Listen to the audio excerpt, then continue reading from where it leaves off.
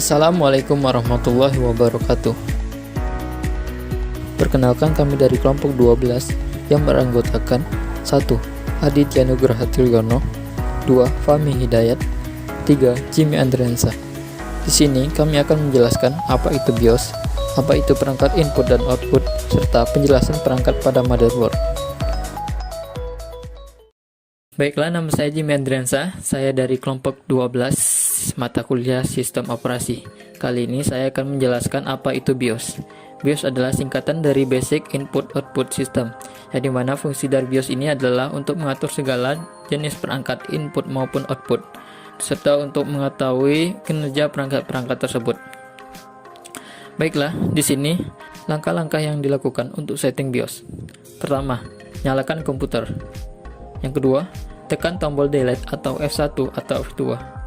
Ini tergantung dari komputer masing-masing. Lalu, tunggu sampai halaman BIOS muncul. Yang keempat, lakukan setting sesuai dengan yang dibutuhkan. Lalu, simpan hasil settingan. Biasanya, dengan menekan tombol F10. Hal yang paling umum disetting pada BIOS. Yang pertama, yaitu pengaturan tanggal dan waktu. Biasanya, tanggal diawali dengan bulan terlebih dahulu, lalu tanggal, lalu tahun. Yang kedua, pengaturan urutan media booting. Yang ketiga, pengaturan CPU, RAM, hard disk, dan DVD drive. Dan yang terakhir adalah pengaturan hardware apa saja yang diaktifkan dan dinonaktifkan. Ini adalah hal yang paling umum disetting pada BIOS.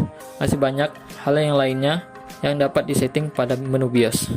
Nah, untuk masuk ke menu BIOS, caranya adalah tinggal kita hidupkan laptopnya, lalu kita klik F2.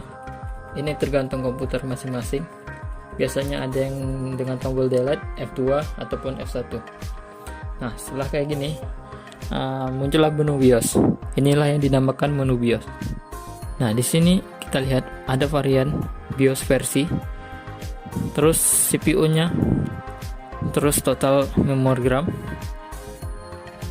terus ini kartu grafik dan serial number, terus USB port, lalu storage. Di sini juga ada kecepatan CPU fan atau kipas pada laptop. Lalu di sini ada menu persentase baterai. Lalu kita pergi ke advance mode. Nah, di sini kita bisa melihat spesifikasi komputer kita secara detail. Di sini ada menu main, advance, boot, security, save and exit. Nah, di sini kalau kita sudah menyetingnya sesuai yang kita inginkan, kita bisa save dan exit dengan cara memencet tombol F10. Lalu kita klik OK. Saya Fahmi Hidayat dari kelas TI 3E. Saya akan menjelaskan input dan output komputer. Pengertian input dan output komputer biasanya dilambangkan dengan I atau O, merupakan sistem mikroprosesor yang dipakai untuk menghubungkan perangkat luar dengan komputer. Pengertian input adalah masukan. Jadi perangkat input pada komputer berarti perangkat masukan yang memberi perintah langsung berupa informasi digital pada pengguna. Benda ini dapat dilihat dan diraba, bukan seperti perangkat lunak komputer yang bersifat tidak dapat diraba karena berupa dua dimensi. Contoh perangkat input komputer, yang pertama ada keyboard.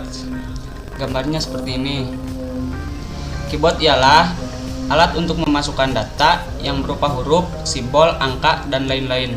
Dengan perangkat keyboard, kita bisa membuat teks, laporan, dan sejenis. Yang kedua ada mouse. Bisa dilihat gambarnya.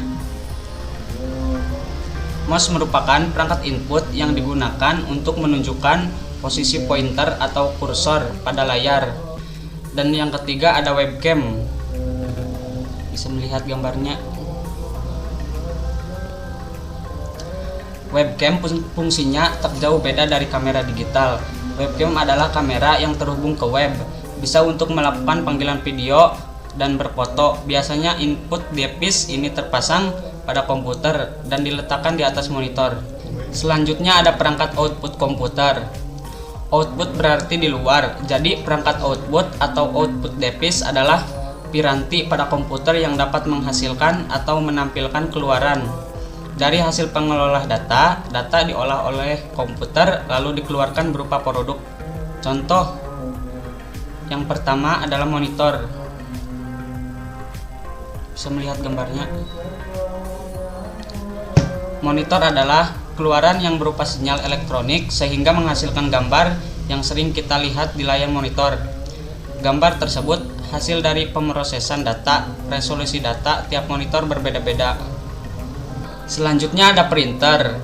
Printer adalah perangkat keras printer berfungsi untuk mencetak data dari komputer, baik berupa teks maupun gambar atau foto. Cetakan dari printer berbentuk hardcopy yang dicetak di atas kertas. Alat utama untuk menghasilkan cetakan adalah tinta dan tinta bubuk atau toner. Bisa melihat gambarnya. Yang ketiga ada speaker. Speaker ialah perangkat keras yang dapat menghasilkan data berupa audio atau suara. Piranti ini bisa juga disebut sebagai pengeras suara karena mampu mengeluarkan volume suara yang menggelegar. Bisa dilihat fotonya. Nama saya Aditya Nugraha Triyono dari kelas TI 3E. Kali ini saya akan menjelaskan tentang pengertian dan fungsi bagian-bagian motherboard. Motherboard pertama kali dibuat pada tahun 1977 oleh Apple. Berbeda dengan sekarang, dulu komponen-komponen komputer seperti CPU dan memori ditempatkan di satu kartu tersendiri dan dihubungkan dengan kabel-kabel. Pengertian dari motherboard sendiri yaitu papan sirkuit tempat berbagai komponen elektronik saling terhubung seperti pada PC atau Macintosh dan biasa disingkat dengan kata MOBO. Pengertian lain dari motherboard atau dengan kata lain mainboard adalah papan utama berupa PCB yang memiliki chip BIOS, program penggerak, jalur-jalur dan konektor sebagai penghubung akses masing-masing perangkat. Dan fungsi yang pertama ada soket CPU atau prosesor soket digunakan untuk menginstal atau menyisipkan prosesor. Ada dua jenis soket yang kita kenal, yaitu soket leaf atau soket dan soket JIF. LIF singkatan dari Low Insertion Force atau yaitu soket model lama, dan JIF adalah singkatan dari Zero Insertion Force, adalah soket prosesor model baru. Seperti ini gambarnya. Ini ya gambarnya seperti ini. Dan yang kedua ada NOT bridge, letaknya selalu dekat dengan soket prosesor, yaitu merupakan salah satu komponen penting dari motherboard. NOT bridge adalah titik fokus dari motherboard dan disebut juga dengan memory controller. NOT bridge berhubungan dengan soket prosesor, slot RAM, serta slot AGP.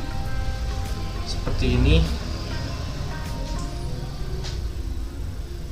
Sebelah sini ya, ini fotonya, gambarnya. Dan ketiga ada ini short bridge yang sebelah ini. Yang ini yang kedua, yang ini ketiga. Short bridge dan north bridge adalah dua kutub utama motherboard. Short bridge terhubung dengan antarmuka ide primer dan sekunder, konektor SATA, konektor floppy drive, slot PCI, dan BIOS. Dan keempat ada slot RAM, adalah komponen pada motherboard yang digunakan untuk menyisipkan RAM. Seperti ini gambarnya. Maaf bila kurang jelas. Dan yang kelima ada slot AGP. digunakan untuk memasukkan AGP dan AGP card. AGP atau singkatan dari Accelerated Graphics Port adalah slot untuk kartu grafis yang ditunjukkan untuk game seperti 3G. Letaknya selalu di samping slot VCI. Seperti ini. Ini yang AGP, ini yang VCI yang putih. Ya, slot PCI digunakan untuk menyisipkan add-on card seperti kartu lain, kartu LAN, kartu sound, dan kartu TV. Dan yang ketujuh ada CMOS, Complementary Metal Oxide Semiconductor. Adalah sebuah baterai yang memasok power pada sebuah memori kecil pada motherboard yang berfungsi untuk menyimpan settingan, konfigurasi komputer, waktu, dan lain-lain. CMOS menjaga agar kita tidak perlu mengkonfigurasi hal-hal tersebut setiap kali kita menyalakan komputer. Gambarnya seperti ini.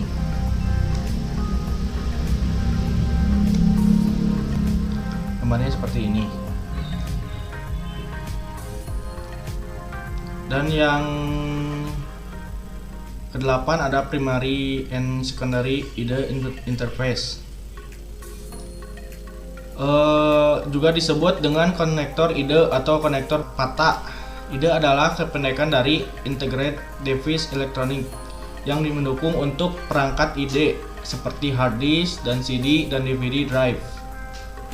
Seperti ini gambarnya. Iya. Yang kesembilan ada konektor SATA, juga disebut sebagai konektor serial ATA. SATA kependekan dari Serial Advanced Technology Attachment yang berguna untuk menghubungkan perangkat serial ATA. Seperti ini gambarnya. Ya, dan yang terakhir yang ke-10 ada BIOS. BIOS adalah singkatan dari Basic Input Output System yang juga merupakan salah satu bagian chip terpenting dari motherboard untuk melakukan POST atau Power on Self Test. Dan ini gambarnya seperti ini.